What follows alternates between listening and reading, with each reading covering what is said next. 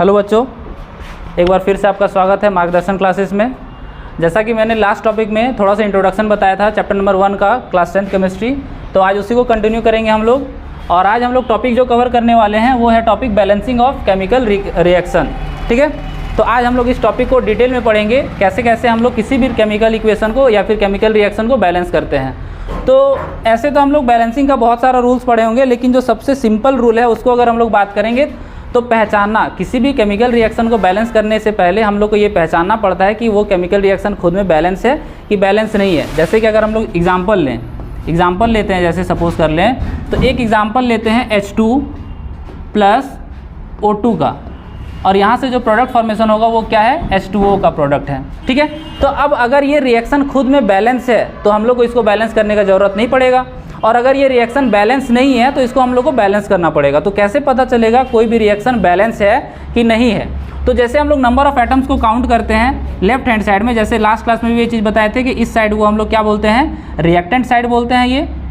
ये मेरा reactant side है, और ये जो मेरा है ये वो क्या है, प्रोडक्ट साइड है। ठीक है बच्चों, तो अब इस रिएक्टेंट साइड में नंबर ऑफ हाइड्रोजन एटम्स 2 है, और प्रोडक्ट साइड में भी नंबर ऑफ हाइड्रोजन एटम्स 2 है, लेकिन ऑक्सीजन एटम्स मेरा number of oxygen atoms reactant side में 2 है, और number of oxygen atoms product side में 1 है। तो ये 2 और 1 जो कि बैलेंस नहीं है, तो ये 2 और 1 के वजह से, नंबर ऑफ ऑक्सीजन एटम्स के वजह से ये रिएक्शन मेरा बैलेंस नहीं होगा। ठीक है, तो ये एक एग्जांपल हम लिए थे, इस एग्जांपल से हम लोग को समझ में आ गया कि ये रिएक्शन जो है मेरा वो बैलेंस नहीं है। तो फर्स्ट नंबर रूल लिख रहे हैं हम लोग किसी भी रिएक्शन को बैलेंस करने का कि identify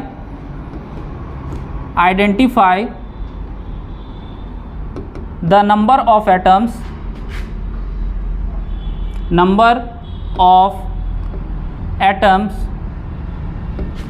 in both in reactant and product side. ठीक है, कि हम लोग नंबर ऑफ एटम्स को आइडेंटिफाई करना है कि कितना नंबर ऑफ एटम्स प्रेजेंट है मेरा रिएक्टेंट साइड में और कितना नंबर ऑफ एटम्स प्रेजेंट है प्रोडक्ट साइड में। तो ये हमारा फर्स्ट पॉइंट हो गया। अगर हम लोग सेकंड पॉइंट को लिखेंगे, सेकंड पॉइंट अगर हम लोग लिखना चाहेंगे तो सेकंड पॉइंट क्या होगा कि if the number of atoms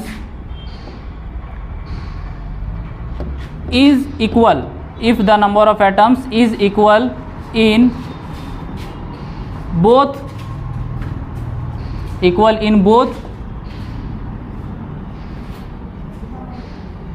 if the number of atoms is equal in both reactant and product side, then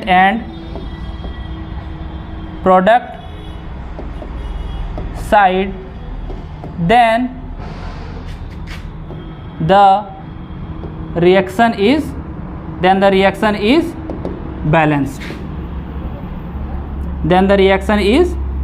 balanced, ठीक है बच्चों। जैसे सेकंड पॉइंट क्या लिखे हैं, if the number of atoms is equal in both reactant and product side then the reaction is balanced. कहने क्या मतलब है कि अगर रिएक्टेंट साइड में जितने भी नंबर ऑफ एटम्स है, सेम नंबर ऑफ एटम्स अगर प्रोडक्ट साइड में प्रेजेंट है, तो हम लोग क्या बोलेंगे कि जो मेरा रिएक्शन है वो कैसा रिएक्शन है, एक बैलेंस केमिकल इक्वेशन है। ठीक है, थर्ड पॉइंट हम लोग लिखते हैं।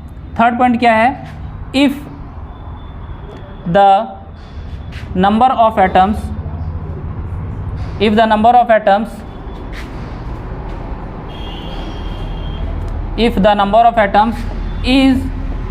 not equal in reactant and if the number of atoms is not equal in reactant and in product side, then the reaction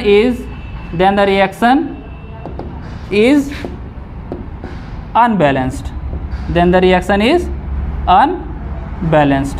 ठीक है, बस सिंपल ये 3 रूल को हम लोग को ध्यान रखना है। बस ये तीनों रूल को अगर हम लोग ध्यान रखेंगे तो हम लोग फर्स्ट स्टेप जो बैलेंसिंग का होता है वो हम लोग समझ जाएंगे। एक बार से हम रूल को तीनों को डिस्कस कर देते हैं। पहला रूल क्या हम लोग का, identify the number of atoms in reactant and product side. पहले तो हम लोग को क्या करना है कि रिएक्टेंट साइड का जितना भी नंबर ऑफ एटम्स है और प्रोडक्ट साइड का भी जितना नंबर ऑफ एटम्स है उनको आइडेंटिफाई करना है, मतलब कि लिख लेना है। ठीक है, अब सेकेंड रूल क्या है, if the number of atoms is equal in both side reactant and product then the reaction is balanced. अगर रिएक्टेंट साइड में जितना नंबर ऑफ एटम्स एटम्स है, सेम नंबर ऑफ एटम्स अगर प्रोडक्ट साइड में present होता है तो हम लोग क्या बोलेंगे, एक मेरा केमिकल रिएक्शन जो भी लिखा हुआ है वो बैलेंस है। अगर वो दोनों सेम नहीं होता है तो वो क्या हो जाएगा, मेरा अनबैलेंस होता है, जो कि हम लोग थर्ड पॉइंट में लिखे हैं, जो कि हम लोग किस में लिखे हैं, थर्ड पॉइंट में लिखे हैं। ठीक है बच्चों, अब हम एग्जाम्पल लेते हैं। एग्जाम्पल से हम लोग और ज़्यादा क्लियर होगा कि कैसे भी किसी भी केमिकल रिएक्शन को हम लोग बैलेंस करते हैं। तो फर्स्ट एग्जाम्पल हम लोग ले लेते हैं। फर्स्ट एग्जाम्पल लेते हैं CH4 plus O2 gives CO2 plus CO2 plus H2O। ठीक है, अब जो स्टेप लिखे थे वो तीनों स्टेप को हम यहाँ पर पहला क्लियर करते हैं। पहले हम क्या बताए थे कि हम लोग को नंबर ऑफ एटम्स को पहचानना है, लेफ्ट साइड का कितना है रिएक्ट और प्रोडक्ट साइड का कितना है। तो कार्बन एटम्स लेफ्ट साइड में मेरा कितना है, देखो बच्चों 1 है। हाइड्रोजन एटम मेरा कितना है, 4 है।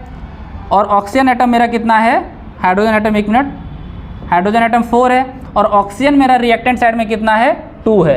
ठीक है, अब अगर प्रोडक्ट साइड में जाते हैं, और कार्बन एटम्स हम लोग देखेंगे 1 है, मेरा हाइड्रोजन एटम कितना है, 2 है, और ऑक्सीजन एटम मेरा कितना है बच्चों, 3 है, 3 के बराबर है। तो अब हम क्या किए हैं, पहले स्टेप के अकॉर्डिंग नंबर ऑफ एटम्स मेरा रिएक्टेंट साइड में जो था और नंबर ऑफ एटम्स मेरा जो प्रोडक्ट साइड में था, दोनों को हम लोग लिख लिए हैं। अब दोनों को लिखने के बाद रूल नंबर 2 क्या कहता है कि अगर रिएक्टेंट साइड का नंबर ऑफ एटम्स और प्रोडक्ट साइड का number of atoms, reactant side का नंबर ऑफ एटम्स और प्रोडक्ट साइड का नंबर ऑफ एटम्स अगर सेम है तो हम लोग क्या करेंगे कि ये मेरा रिएक्शन जो हो जाएगा वो बैलेंस हो जाएगा। लेकिन अगर हम लोग देखें ध्यान से, कार्बन तो मेरा सेम है, कार्बन जो नंबर ऑफ एटम्स है कार्बन का वो सेम है, लेकिन हाइड्रोजन का नंबर ऑफ एटम्स मेरा सेम नहीं है और ऑक्सीजन का भी नंबर ऑफ एटम्स मेरा सेम नहीं है। अगर ये सेम होता तो हम लोग बोलते हैं ये बैलेंस केमिकल इक्वेशन है, लेकिन ये सेम नहीं है, जिसकी वजह से हम लोग क्या बोलेंगे, ये एक मेरा बैलेंस केमिकल इक्वेशन नहीं है। तो अब इसको हम लोग को बैलेंस करना है। ठीक है बच्चों, तो इसको हम लोग अब बैलेंस करते हैं। देखिए बच्चों, बैलेंस कैसे करना है। बैलेंस करने के लिए सबसे सिंपल सा रूल हम लोग याद रखना है कि कहीं भी अगर हम लोग कोई चीज़ ऐड करेंगे, कहीं भी अगर हम लोग कोई भी चीज़ ऐड करते हैं या फिर कोई भी चीज़ को अगर हम मल्टीप्लाई करते हैं तो हम लोग को कंपाउंड के सामने लिखना है। कंपाउंड के सामने कहने का क्या मतलब है कि अगर हम लिख रहे हैं AB मेरा एक कंपाउंड है, मान लेते हैं कि AB मेरा एक कंपाउंड है, तो कभी भी बैलेंसिंग के समय हम लोग को इस AB के सामने कुछ भी ऐड करना है या मल्टीप्लाई करना है। जैसे मल्टीप्लाई ही करेंगे तो 2 मल्टीप्लाई करना है सपोज, तो 2 को हम लोग यहाँ मल्टीप्लाई करेंगे, ये एक मेरा सही तरीका होगा। लेकिन अगर कोई स्टूडेंट इस तरीके से लिखता है AB कंपाउंड है और इसको बैलेंस करने के लिए यहाँ पर 2 मल्टीप्लाई कर देता है, तो ये गलत तरीका होगा। ये गलत तरीका क्यों होगा बच्चों, देखो ये अगर हम A2 भी लिखते हैं ना तो ये फॉर्मूला को चेंज कर सकता है। फॉर्मूला को चेंज नहीं करना है बैलेंसिंग में, फॉर्मूला को हम लोग जैसे है वैसे ही रहने देना है, इसको फॉर्मूला को चेंज नहीं करना है। ठीक है, अगर कोई बच्चा इस तरीके से भी करता है AB और यहाँ 2 लगाता है तो ये भी गलत तरीका है। जो सबसे सिंपल और सबसे सही तरीका है वो यही तरीका है। हम लोग कभी भी बैलेंसिंग में सबसे इंपॉर्टेंट रूल यही है कि कभी भी बैलेंस करना है हम लोग को तो कंपाउंड के सामने हम लोग को कोई भी चीज़ मल्टीप्लाई करना है। ठीक है, तो इस रूल को हम लोग याद रखेंगे, ये पूरा रिएक्शन में सबसे इंपॉर्टेंट रूल यही है। तो अब इस इक्वेशन को जो हम लिखे थे, जो कि मेरा एक अनबैलेंस इक्वेशन है, उसको हम बैलेंस करने का कोशिश करते हैं। ठीक है, तो अगर हम देखें यहाँ पर कार्बन का नंबर ऑफ एटम्स दोनों साइड में 1 है, तो ये तो बैलेंस है ऑलरेडी, इसको बैलेंस करने के लिए कोई प्रॉब्लम नहीं हम लोग को। लेकिन ऑक्सीजन का नंबर ऑफ एटम्स देखेंगे तो ऑक्सीजन का नंबर ऑफ एटम्स मेरा 2 है, यहाँ पर 2 है और यहाँ पर 3 है। मतलब रिएक्टेंट साइड में मेरा ऑक्सीजन 2 है और प्रोडक्ट साइड में मेरा नंबर ऑफ एटम्स कितना है, 3 है। तो इसको बैलेंस कैसे करेंगे, ध्यान से देखिए। यहाँ पर अगर हम 2 कर देते हैं, सपोज यहाँ पर 2 मल्टीप्लाई कर देते हैं, तो ऑक्सीजन प्रोडक्ट साइड में कितना हो जाएगा, 2 और 2, क्योंकि देखिए ये ऑक्सीजन 2 से मल्टीप्लाई होगा सिंपली, तो ये 2 ऑलरेडी हो गया और ये 2 प्रेजेंट था, तो 4 हो गया प्रोडक्ट साइड में। तो रिएक्टेंट साइड में भी हमको 4 करना पड़ेगा। तो रिएक्टेंट साइड में भी 4 कैसे करेंगे, सिंपली यहाँ पर हम लोग को 2 से मल्टीप्लाई कर देना है। तो क्या हो गया, ऑक्सीजन मेरा बैलेंस हो गया। ऑक्सीजन जैसे ही बैलेंस हुआ है तो देखिए बच्चों हाइड्रोजन अपने आप बैलेंस हो चुका है। हाइड्रोजन अपने आप कैसे बैलेंस हुआ है, रिएक्टेंट साइड में मेरा हाइड्रोजन का नंबर ऑफ एटम्स कितना है, रिएक्टेंट साइड में मेरा हाइड्रोजन का नंबर ऑफ एटम्स है 4। रिएक्टेंट साइड में हाइड्रोजन का नंबर ऑफ एटम्स कितना है, 4, और प्रोडक्ट साइड में भी मेरा हाइड्रोजन का नंबर ऑफ एटम्स कितना है, 4 के बराबर। तो ऑलरेडी मेरा ये रिएक्शन बैलेंस हो गया है। बस हम लोग क्या करना पड़ा, ऑक्सीजन को बैलेंस करना पड़ा। जिस ऑक्सीजन को बैलेंस किए तो मेरा पूरा रिएक्शन बैलेंस हो गया। ठीक है, अब ये रिएक्शन जो बैलेंस हो गया इसको हम लोग चेक कर लेते हैं एक बार। ये जो रिएक्शन बैलेंस हुआ है मेरा, इसको हम लोग थोड़ा सा अगर चेक करेंगे तो कैसे चेक होगा, चेक कर लेते हैं कैसे। देखिए कार्बन का number of atoms reactant side में 1 है, हाइड्रोजन का number of atoms reactant side में 1 है,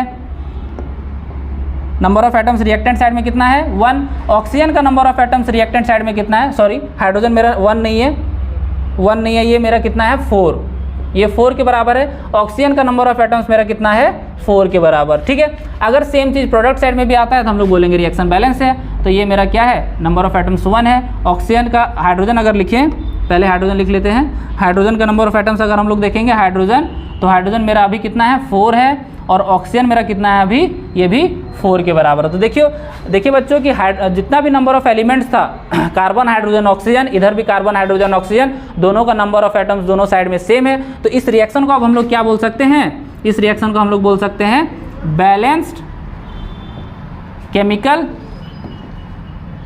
इक्वेशन या फिर रिएक्शन, बैलेंस केमिकल रिएक्शन बोलिए या फिर इक्वेशन बोलिए, ठीक है। तो ये हो गया हम लोग का एक एग्जांपल लिए जिसको हम बहुत डिटेल में एक्सप्लेन किए हैं। होप आप लोगों को समझ में आया होगा। अगर किसी का डाउट रह जाता है कुछ, तो वो कमेंट सेक्शन में बता सकता है कि मेरा ये डाउट है, इस पॉइंट को कैसे एक्सप्लेन किए हैं, तो वो हम फिर से एक्सप्लेन कर देंगे। अब हम क्या कर रहे हैं कि कुछ क्वेश्चन लिए हैं जिसको हम अभी सॉल्व करेंगे, ताकि आप लोगों को थोड़ा सा इन डेप्थ और समझ में आ जाएगा टॉपिक।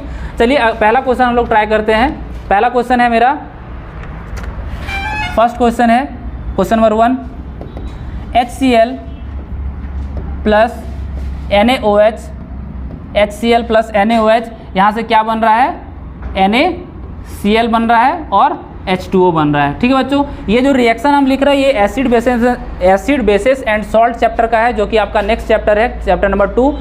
ये रिएक्शन है मेरा, HCl क्या होता है, एक एसिड होता है, NaOH क्या होता है, एक बेस होता है। और हम लोग को पता है कभी भी अगर एक एसिड और बेस रिएक्ट करता है वो तो क्या बनाता है, न्यूट्रलाइजेशन रिएक्शन होता है। यहाँ पर जो बनता है प्रोडक्ट वो क्या बनता है, सॉल्ट बनता है और वाटर बनता है, ठीक है बच्चों। तो अब ये तो मेरा टॉपिक हो गया, ये तो बाद की बात है, लेकिन मेरा काम क्या है, इस रिएक्शन को बैलेंस करना, ठीक है। तो इस रिएक्शन को अगर हम लोग बैलेंस करेंगे तो देखिए तरीका क्या है, तरीका हर बार वही होगा, बार बार तरीका चेंज नहीं होने वाला है। रिएक्टेंट साइड में हम लोग क्या कर रहे हैं, नंबर ऑफ एटम्स को लिख लेंगे, ये मेरा रिएक्टेंट साइड है, ठीक है, ये मेरा प्रोडक्ट साइड है।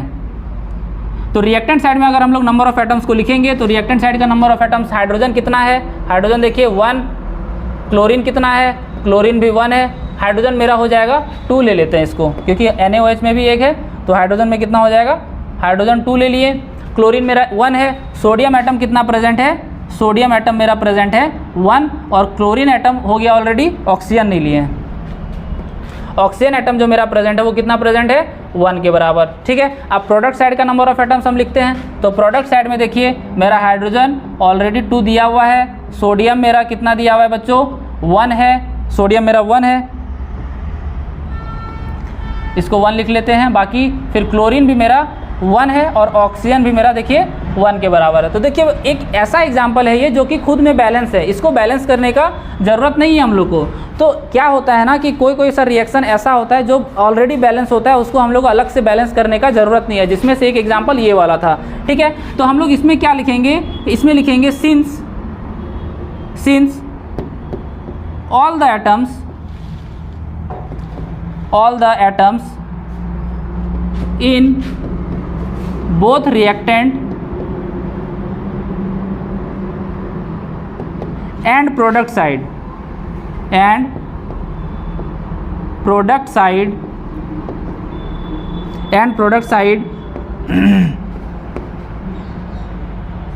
since all the atoms in both reactant and product side are equal, so it is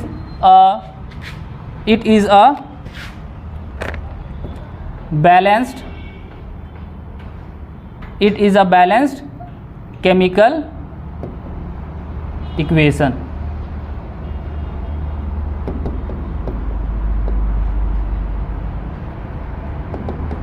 ठीक है। चलिए ये तो हो गया, होप ये आपको समझ में आया होगा। एक बार हम फिर से एक्सप्लेन कर देते हैं इस टॉपिक को।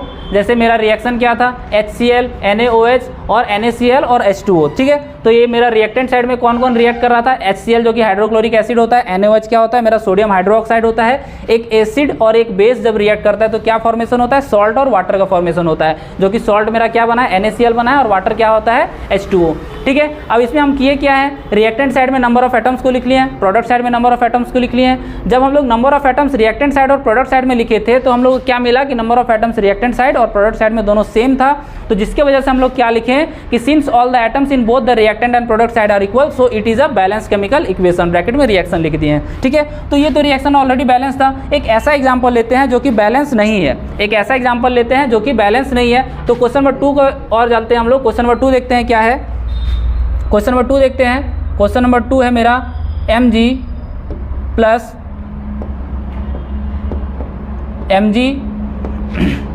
प्लस HCl, यहाँ से क्या बनेगा हम लोग का MgCl2 बनेगा, MgCl2 प्लस H2 गैस। ठीक है बच्चों, ये भी जो रिएक्शन है वो acid basis and salt chapter से लिया गया है, जिसमें मैग्नीशियम क्या होता है, एक मेटल होता है, किसके साथ रिएक्ट कर रहा है, एसिड के साथ रिएक्ट कर रहा है। जब भी एक मेटल एसिड के साथ रिएक्ट करता है तो क्या बनाता है, सॉल्ट एंड हाइड्रोजन गैस मेरा क्या होता है, रिलीज होता है, salt and hydrogen gas release होता है। तो ये अगर चैप्टर नंबर 2 आप लोग को पढ़ना है तो कमेंट सेक्शन में जरूर बताइएगा कि हमको चैप्टर नंबर 2 डिटेल में पढ़ाइए, तो हम क्या करेंगे, इसके पैरेलली साथ साथ में चैप्टर 2 का भी वीडियो अपलोड करना स्टार्ट करेंगे। ठीक है, अभी इस चीज़ को हम बहुत ज़्यादा डिटेल में नहीं देखेंगे, चैप्टर 2 का टॉपिक है, इसीलिए हम लोग को अभी यहाँ डिस्कस नहीं करना है। सिंपल अभी हम लोग का काम क्या है, इस रिएक्शन को बैलेंस करना। ठीक है, तो ये रिएक्शन देखते हैं ये बैलेंस है कि नहीं है। तो अगर देखें हम लोग number of atoms reactant side में लिख लेते हैं, यहाँ पर रिएक्टेंट साइड, ये हम लोग का रिएक्टेंट हो गया और ये क्या है,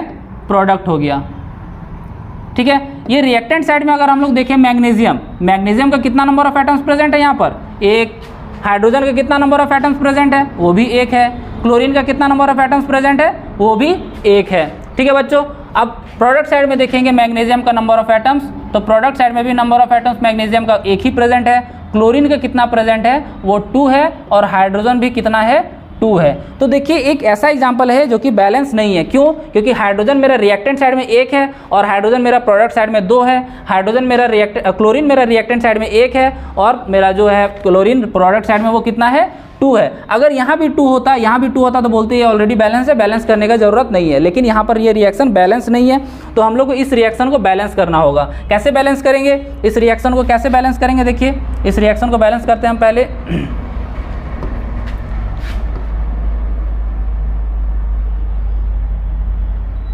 ओह शिट, इसको ठीक है, इसको हटाते हैं। ये रिएक्शन अगर हम लोग लिखें मैग्नीशियम प्लस HCl,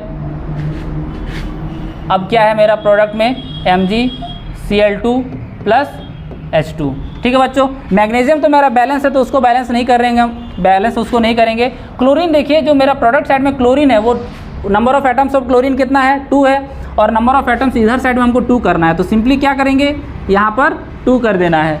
कई सारे बच्चे क्या करते हैं, क्लोरीन को बैलेंस करने के लिए यहाँ पर 2 लगा देते हैं। तो बच्चों देखिए ये गलत तरीका है, इस तरीका को हम लोग को फॉलो नहीं करना है, ये गलत तरीका हो जाएगा। क्यों गलत होगा, क्योंकि HCl2 एक कंपाउंड का नाम नहीं होता है, ये जो भी है ये फॉर्मूला हम लोग चेंज कर दे रहे हैं। तो कभी भी रिएक्शन बैलेंस करने के समय हम लोग को इस चीज़ का ध्यान देना है कि हम लोग को कंपाउंड का फॉर्मूला जो है उस कंपाउंड का फॉर्मूला में कोई चेंज नहीं करना है। तो हम लोग कभी भी इस पोजीशन पे या फिर इस पोजीशन पे कोई भी चीज़ मल्टीप्लाई नहीं करना है। रूल में हम बताएं कि क्या करना है, हम लोग को सिंपली सामने मल्टीप्लाई करना है, जो भी मल्टीप्लाई करेंगे वो हम लोग सामने करेंगे। ठीक है, तो मैग्नीशियम था ऑलरेडी बैलेंस, तो मैग्नीशियम को कुछ नहीं किया है। क्लोरीन बैलेंस नहीं था, क्लोरीन इधर 2 था, तो इस क्लोरीन को बैलेंस करने के लिए क्या किए हैं, इसके सामने 2 से मल्टीप्लाई कर दिए। अब देखिए बच्चों हुआ क्या है, क्लोरीन को जैसे ही हम 2 से मल्टीप्लाई किए, क्लोरीन तो मेरा बैलेंस हो गया, उसके साथ साथ में मेरा हाइड्रोजन भी बैलेंस हो गया अपने आप। तो देखिए हाइड्रोजन कैसे बैलेंस हो गया, प्रोडक्ट साइड में मेरा हाइड्रोजन का नंबर ऑफ एटम्स 2 था और रिएक्टेंट साइड में ऑलरेडी कितना हो गया, क्लोरीन को बैलेंस करने की वजह से वो भी 2 हो गया है। तो अब अगर हम लोग को लिखना है तो फिर से लिखेंगे क्या, रिएक्टेंट साइड में ये हो गया मेरा रिएक्टेंट और प्रोडक्ट को अब हम क्या लिख रहे हैं, P से लिख दे रहे हैं। ठीक है, अगर हम लोग लिखें मैग्नीशियम, मैग्नीशियम का नंबर ऑफ एटम्स कितना है 1, हाइड्रोजन का नंबर ऑफ एटम्स कितना है 2, हाइड्रोजन का नंबर ऑफ एटम्स कितना है 2 और क्लोरीन का नंबर ऑफ एटम्स कितना है 2। अब सेम चीज़ हम लोग इधर भी काउंट करें अगर, तो मैग्नीशियम का नंबर ऑफ एटम्स कितना है 1, क्लोरीन का नंबर ऑफ एटम्स कितना है 2 और हाइड्रोजन का भी नंबर ऑफ एटम्स कितना है 2। तो अब चूंकि number of atoms both side में सेम हो गया है तो हम लोग क्या बोल सकते हैं कि बैलेंस्ड केमिकल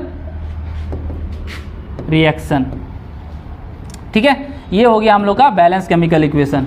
अब अगर आपको दोनों समझ में आ गया है तो अब हम क्या कर रहे हैं आपके लिए, तो 3-4 क्वेश्चन लेके आए हैं। इस 3-4 क्वेश्चन को हम बोर्ड में लिख दे रहे हैं। आप लोग क्या करना है, इसको खुद से ट्राई करना है। और अगर आप लोगों को कोई डाउट आता है इन सब क्वेश्चंस में तो कमेंट कीजिएगा। इन सब क्वेश्चन को हम फिर से एक वीडियो बना के क्या करेंगे, अपलोड कर देंगे क्वेश्चंस का सॉल्यूशन। ठीक है, तो ये जो क्वेश्चंस हम दे रहे हैं इसको आप लोग को सिंसियरली ट्राई करना है। तो फर्स्ट क्वेश्चन जो है होमवर्क के तौर पे, फर्स्ट क्वेश्चन जो है वो है HCl